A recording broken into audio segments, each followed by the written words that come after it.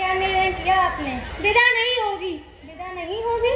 लेकिन जरा सोचिए तो, यदि आपने विदा नहीं की तो बहन की क्या दशा होगी? मैंने उसकी दशा का ठेका नहीं लिया है। लेकिन हर लड़की अपना पहला सावन अपनी सखी सहेलियों के साथ हंस खेलकर माँ के घर बिताने का सपना देखती है। जानता हूँ। यह जानकर भी मैं अपना फैसला सुना चुका हूँ, विदा नहीं होगी।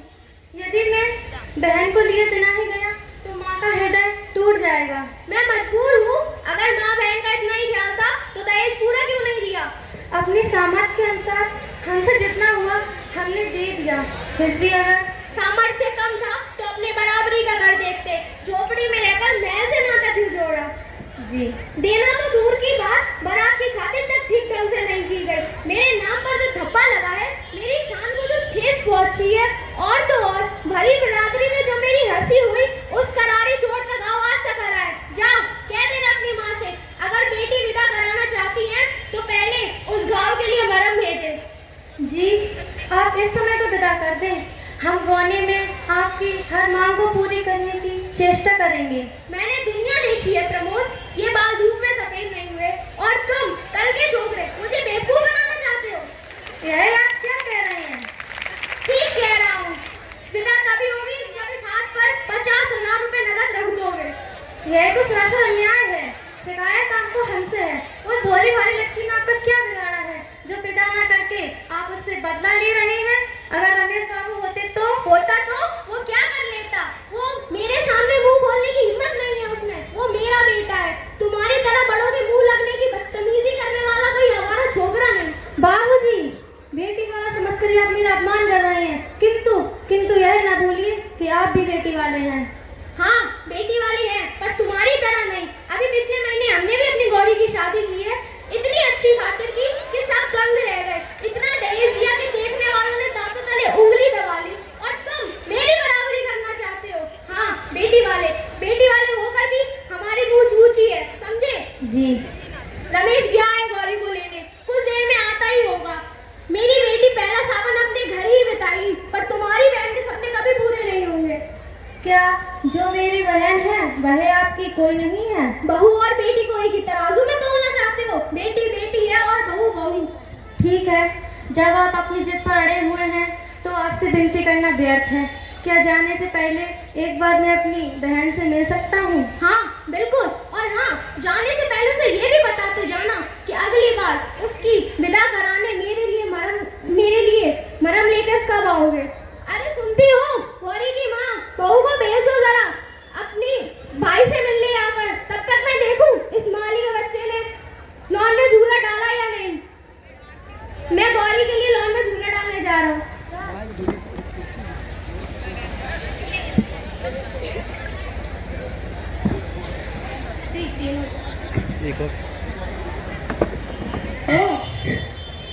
पागल न बनो कमला, रो मत। मैं कहता हूँ रो मत। इन मोतियों का मूल समझने वाला यहाँ पर कोई नहीं है। पानी में पत्थर नहीं पिघलता। भैया क्या?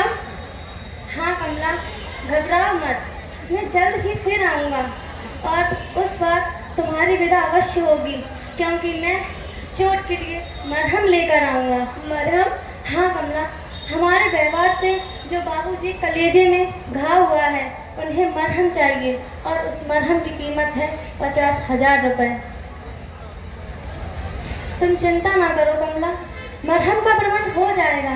इस गिरे हाल में भी हमारा मकान 50-60 हजार में बिक ही जाएगा। मेरी विदा के लिए घर न बेचना भैया, आपको मेरे सुख स्वाद की सौगंध है। ये क्या कह रही हो तुम? क्या तुम नहीं चाहती कि अपना पहला सावन अपनी सखी सहेलियों के साथ माँ के घर बिताओ? किस लड़की की यह कामना नहीं होगी भैया कि वह अपना पहला सावन अपने मायके में बिताए, पर इतनी बड़ी कीमत चुकाना कहाँ तक ठीक है। साल 2 साल में बमला का ब्याह भी तो आपको करना है। लेकिन तुम मेरी चिंता ना करें, सच विदा ना होने से मुझे जरा भी दुख नहीं होगा। कमला, गौरी आ रही है, बहुत अच्छा स्वभाव है उसका, हर समय हंसती ही रहती है। उसके साथ रहकर मुझे सगी सहेलियों की कमी बिल्कुल नहीं अखरेगी, आप विश्वास करें भैया। लेकिन आज नहीं तो कल रुपया तो देना पड़ेगा। कमला, कागज के इन 2 टुकड़ों पर अपना स्नेह और प्यार बेचने वालों के बीच तुम इस तरह कब तक और कैसे रह सकोगी? धीरे धीरे सब ठीक हो जाएगा भैया। माँ जी ममता की मूर्ति है ही, पिताजी जरा जिद्दी स्वभाव के हैं, समय के साथ वे भी सब भूल जाएंगे। मुझे तो ऐसा नहीं लगता। यहाँ सब एक ही मिट्टी के बने हुए हैं। हो सकता है माँ जी की ममता भी सिर्फ दिखावा हो। कैसा